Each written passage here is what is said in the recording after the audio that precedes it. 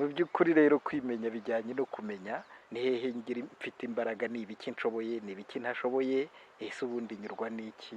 Ibyo byose ni zimwe mu ngingo zigize kuba wakwimenya kugira ngo witware mu buryo bwagufasha gutera imbere. Ibijyanye kwigirira icyizere, ndi umugore, ibi bikorwa n'abagabo, ariko iyo umaze kuba bibaye ngombwa kuba wenyine mutakiri kumwe urabikora. usigaye uri umugore wabaye umupfakazi cyangwa yafunzwe yagiye aho atari hafi aho ngaho, bya bindi wumva utashobora, wigirira icyizere ukabikora, ukaba ushobora kuba waterana imbere.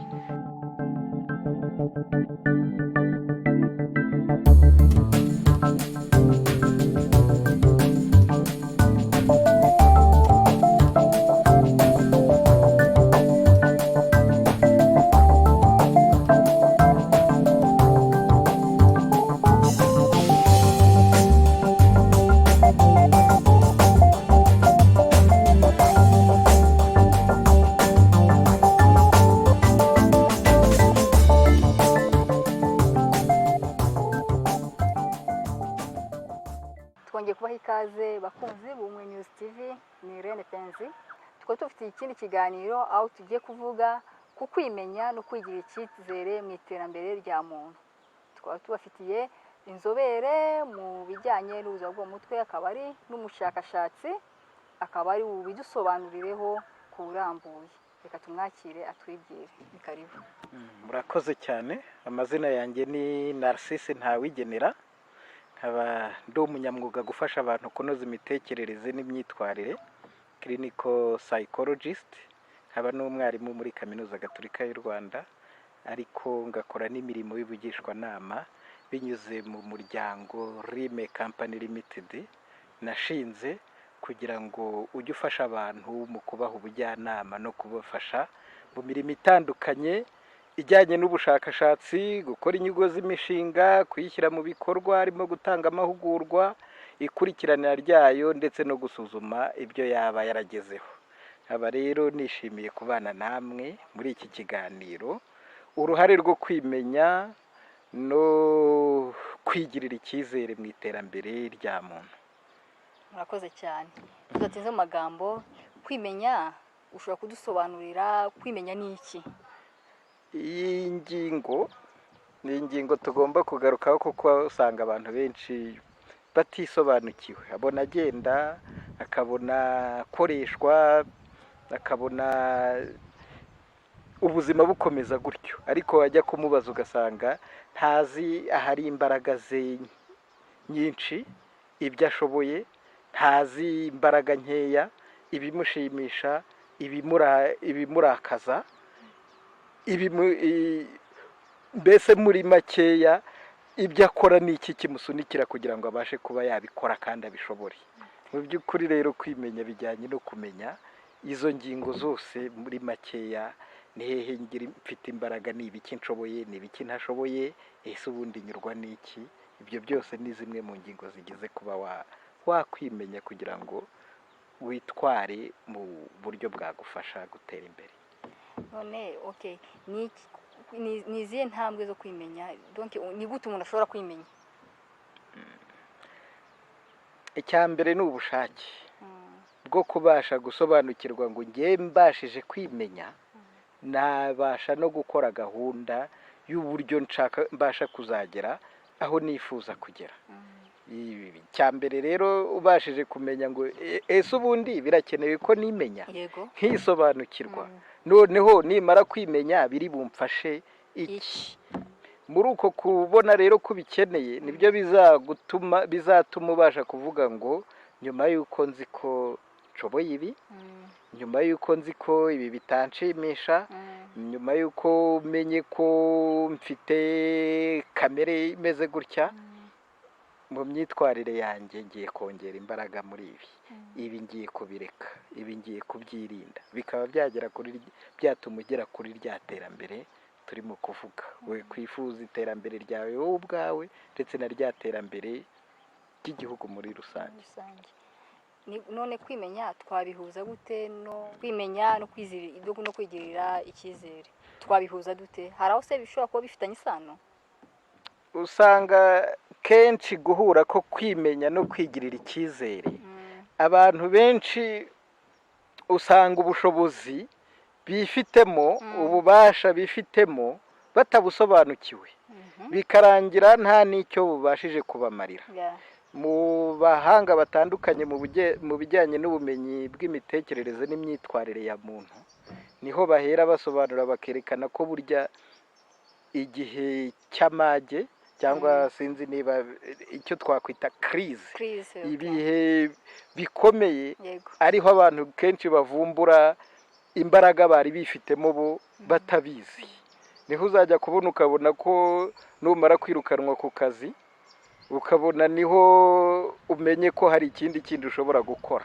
Ariko mu gihe ukiri aho ngaho uzi ko utifitiye icyizere cy'uko hari ikintu ushobora gukora mu buzima bwawe, ugasanga ugumiye aho ngaho. Ariko ingorane, ibibazo runaka byaza, ugashobora kurenga ukagera no ku byo utari kugeraho mu kindi gihe gisanzwe.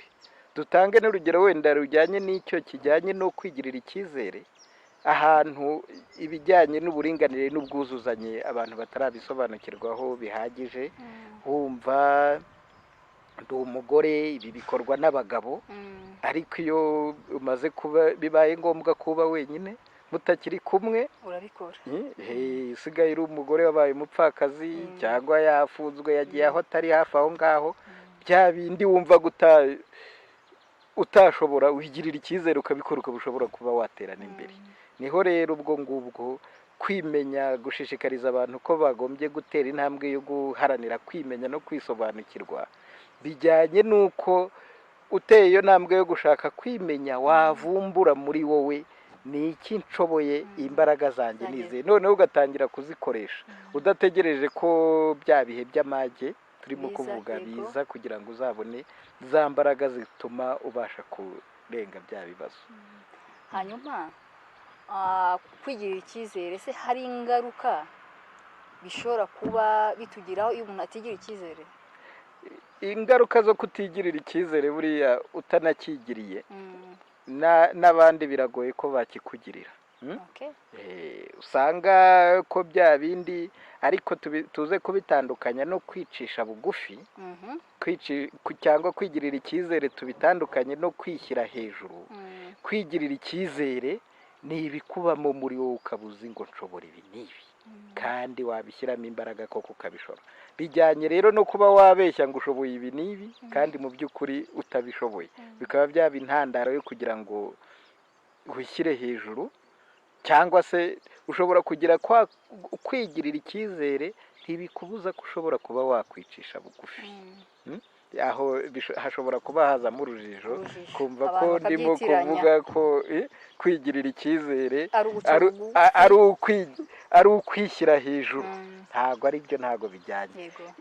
Icyo cyizere ni ukukigiramo wowe, kumva ko ufite imbaraga n'ububasha bwo gukora ikintu runaka kandi ukabasha ukakigeraho. Ese buriya kwigirira icyizere gike bwaba ari uburwayi cyangwa biterwa n'iki? Ni ikintu umuntu avukana cyangwa ni ikintu kikubaho bitewe n'impamvu? Hari aho bishobora kugera bikaba byaba ikibazo. Niba tuvuge wenda nawe abantu bashobora kuba bakugirira icyizere, ariko wowe wumva ntacyo wifitemo, niho bishobora kuba byabamo kwa kundi abantu bashobora kuba bagirana n'amakimbirane. Tuvuge wenda ibijyanye n'ubuyobozi, abantu bashobora kukubonamo icyizere cy'uko babageza ku ntego runaka bashaka kugeraho, ariko wowe wareba ukanangira rwose uti ntago bishoboka, njyewe runaka n'iki, ibyo ngibyo ntago mbishoboye. Noneho urumva ko bizaba ikibazo. Niba ugiye gukora ikintu cyose uhora buri gihe sinabishobora, bizaba ikibazo kugira ngo uzagire n'icyo ushobora utanagerageje.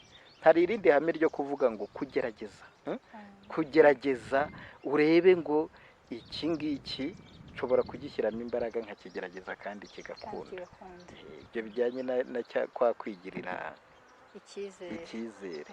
Ku bijyanye rero no kuba byakwigwa cyangwa bivukanwa, buriya imyitwarire ya muntu hari ishobora guturuka kuko yavutse, ariko si myinshi cyane nk'iyo dukura mu bidukikije, abo twabanye nabo n'uburere tubona mu buryo mu mikurire yacu. Bivuga rero ngo bwa bushobozi bwo kwigirira icyizere, umuntu ashobora kubwubakwamo hakiri kare, uko akura, inyigisho, inama, ubufasha agenda abona, bikazatuma bigera ubwo aba umuntu wabo wundi wigirira icyizere, uko yitwara abantu bakabona koko ko ari umuntu wubakitse. Ariko mu byo abantu bashobora kuba bafashwa, wenda nubwo tutarabiteramo imbere bihagije, ni kwa kubaka kamere. Umuntu arabifashwa bitewe n'icyo wifuza kuzageraho, n'uzashaka kuba we, aragufasha ugahabwa uburyo witwara kugera ubwo ugera ahashimishije mu rwego runaka. N'abantu rero, urubyiruko, nk'uko hari gahunda zikwiriye kubaho, hakwiye kongerwa gahunda zo kugira ngo abantu bakure bumva hari ibyo bashoboye koko.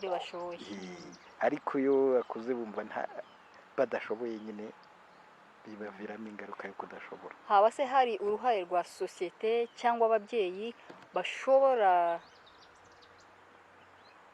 gukora cyangwa gushyira mu gikorwa kugira ngo urubyiruko cyangwa abana bakure bifitemo icyo cyizere cyangwa biyizi?